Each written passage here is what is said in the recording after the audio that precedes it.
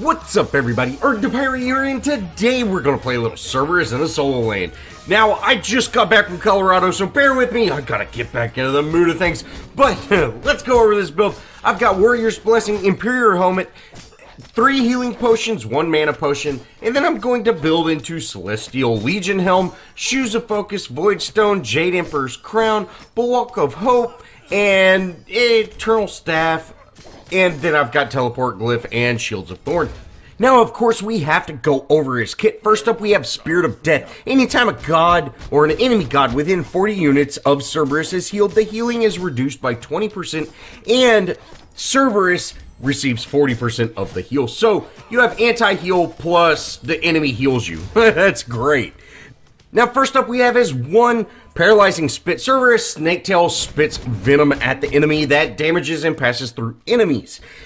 If all your dogheads are alert, all the dogheads spit venom as well, and so you do a total of 4 shots. Now, your snakeheads become alert by either successful basic attacks or you use your Ghastly Breath, which is your 2. Now, if you hit an enemy with all 4 of those shots, so all 3 heads and your tail, you stun the enemy, and at max rank, the stun duration is 2.2 seconds, so it's pretty decent.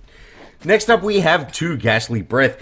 Each of Cerberus' 3 dog heads release a cone of Noxic Breath in front of them, damaging all enemies in a range 7 times over 2.4 seconds, and reduces their magical protection up to 3 times. Enemies in the center of his breath are also slowed up to 3 times. This attack immediately puts all 3 of Cerberus dogheads on alert for Paralyzing Spit. So, you use your 2, slow that enemy, or, and reduce their protections, then boom, hit them with your 1. Tons of damage, and hey, you might get a stun, be able to do some more damage to them. Next up, we have Soul Expulsion. Cerberus leaps forward a short distance, dealing damage on impact and serving the souls of enemies. These souls will not block Cerberus' attack, and killing the souls will heal Cerberus. Now, this is basically, you jump forward and you land in the AoE around you, so if you land in the middle of a minion wave, all these like little soul-y minions pop up. You kill them and you get healed. Pretty simple. It doesn't explain it well, but that's how it's done. Last up, we have his ultimate, Stygian Torment. Cerberus Haunting Whale summons below him the souls of the damned, which then knock up all enemies into the air while stretching a link between their bodies and souls, dragging them.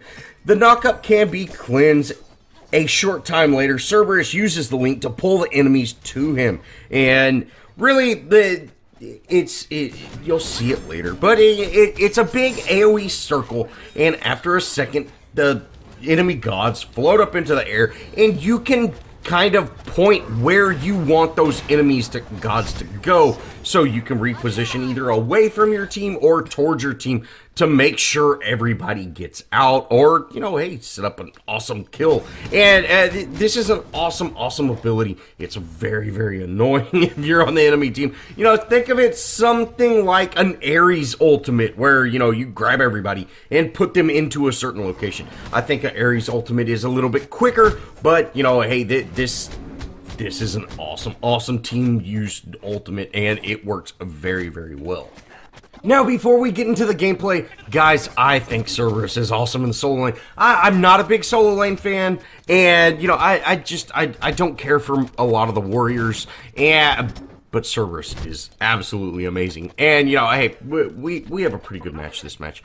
But from here, I'm going to go ahead and back, and I actually pick up boots, because, hey, I'm not having trouble with any kind of damage or anything like that. I'm able to out-heal. I'm able to, out-poke. I have much better wave clear. Doing great. So let's go for boots. Let's go for power, that movement speed, everything like that. That's going to allow me to rotate. And if you see here, we actually rotate to mid. Now, there is the dead chick. We end up using her ultimate, and we're able to throw her into the middle of the lane. You see that there? We delete her. Awesome. That's so awesome. And you could see that we were able to reposition the enemy team. The enemy Athena is going in on our Nexus, so we need to head over. I get body blocked a little bit, but hey, we are able to slow Athena down, and you can see that slow. I was slowly chipping away at her, and she was taking more and more and more damage. Cerberus is awesome. And I'm gonna go kind of clean up that mid lane, and then head back to my lane, hopefully get it set and pushing in the right direction. One thing you can do with Cerberus is if you stand kind of right in the middle of the wave, you can actually hit that entire wave with your breath, and it does a ton of damage. It's great wave clear. If you see here, guys, you know, we kind of didn't do it very well there, but you can see it's absolutely great wave clear if you position yourself right. Now I'm gonna go in onto the Amaratu. I heard her name something like that, but then Athena rotates over. I'm just gonna back out. I'm very low. You know, our Nexus is in, and I can't really help out. You know, I know if I show up, I'm gonna just take tons and tons of damage, but our Nexus is getting just absolutely beat on. So I go in, ult, displace that enemy team, and hopefully our Nexus can get out. I guess I should have done it closer to the wall. You know, that's unfortunate. I couldn't get into that fight. You saw I jumped in. You know, I did jump right into the middle of Athena's deal, but as soon as I jumped in, I almost died, you know, and that was just bad for me. But we end up getting dove at this tower a little bit, so I kind of got to be safe. And I see our Amaratu, I think that's her name, guys. She's going in on the enemy one. We're going to head in, hopefully be able to take one of them out.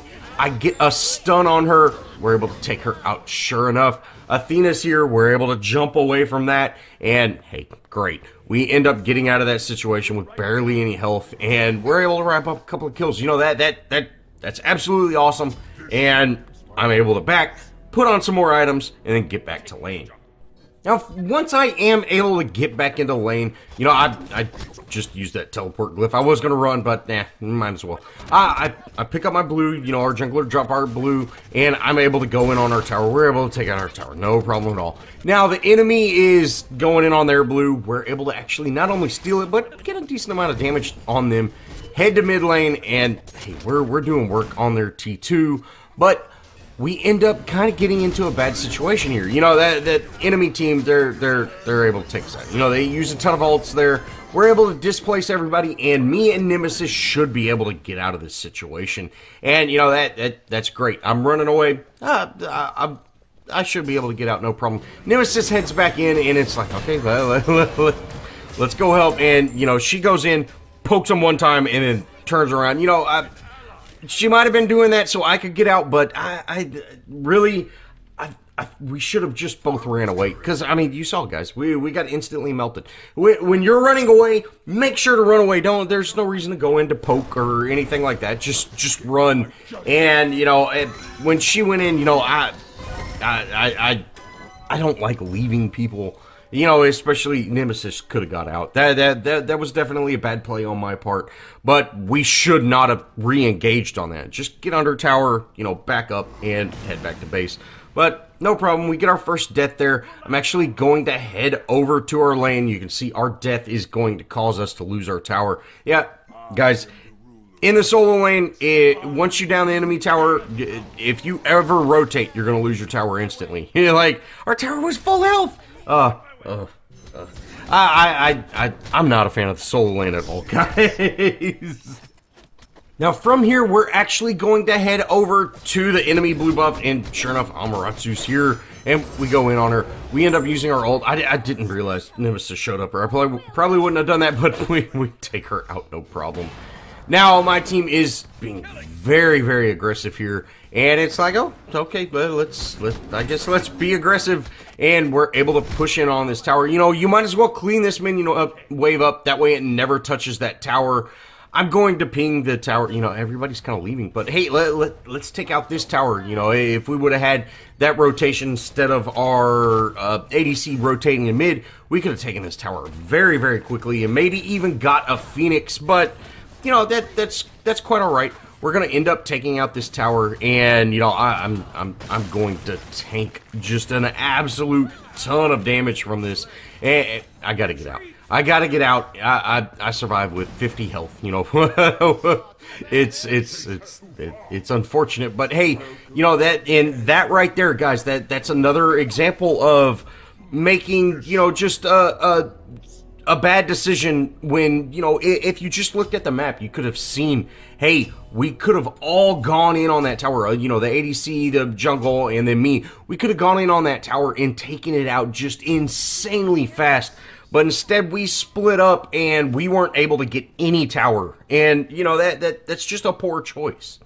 When you're making plays like, you know, you're being hyper aggressive, things like that, and it's time to take a tower, just make sure to look at the minimap just for a second. And you know, hey, if that wave's about to push into this tower or something like that, you know, that can create or make you make a awesome decision that can really benefit your team instead of, you know, split pushing, splitting up your forces and, you know, just causing bad choices. Now, we do end up moving this Athena right into the middle of everybody. She uses her thorns, and we almost beat ourselves to death on her, but hey, we're able to take her out. And then, you know, I'm going to just back off here. My team ends up getting an awesome double kill. You know, they are very low, though. They need to get out. I'm being selfish. I'm not going to stay in that fight. I'm backing up. You know, hopefully they can get out, and sure enough, they do. So that's awesome. Making plays, guys, and that's exactly what we want done. From here, I'm going to head down mid lane, kind of get it set, pushing in the right direction, you know, just that way we don't have to deal with a whole lot, and then head to my solo lane. You can see my solo lane has got a huge wave there. We need to definitely deal with that. Now, Hades does have some presence, and we're going to head over there. You know, I have not set that lane at all, guys, so we have to be aware of that. We end up burning quite a few ultimates there. You know, there was a Nemesis ult, Hades ult, and my ult, just for that one kill. You know, that was a lot of resources on that one kill, but at least we got the kill. Now my team's going in on Fire Giant, and that lane is still not set. So we're going to have to deal with that once we take out Fire Giant, but, you know, hey, let's definitely pick up Fire Giant as quickly as possible. And sure enough, my team, since they were just picking up Pyromancer, we're able to take Fire Giant out easy peasy. Since we still have a ton of T2s up, you know, they still have all their T2s right now. Since they're all still up, the best choice we have is to split push. Try to take 2 of the towers down. Instead of focusing on one and taking out a Phoenix, it's best to, you know, rotate and take them all out. Sure enough, we're able to take out their solo lane and go in on this T2. You know, it was very, very low to begin with, but we're able to take it out no problem. My team in mid is doing work, you know, and they're able to shove that T2, take it down, get a couple of kills in the process, and we're going to go into the Phoenix now and start doing work on the Phoenix. Now, the enemy team ends up surrendering here, which, you know, I can't blame them. They're Mercury, you know, I don't know when he DC'd, but he DC'd. It's unfortunate, but, you know, it happens all the time, guys. Well, that's going to wrap it up for this Cerberus guide. I really hope y'all enjoyed, and if you did, show me some love. Leave me a comment, think about subscribing, add me on Smite, guys. I'd love to play with y'all, and we also have our clan, Scurvy Dog Crew, TSDC. Love to see some of y'all in there. Well, again, guys, thanks for watching, and as always, I'll see y'all in the next video.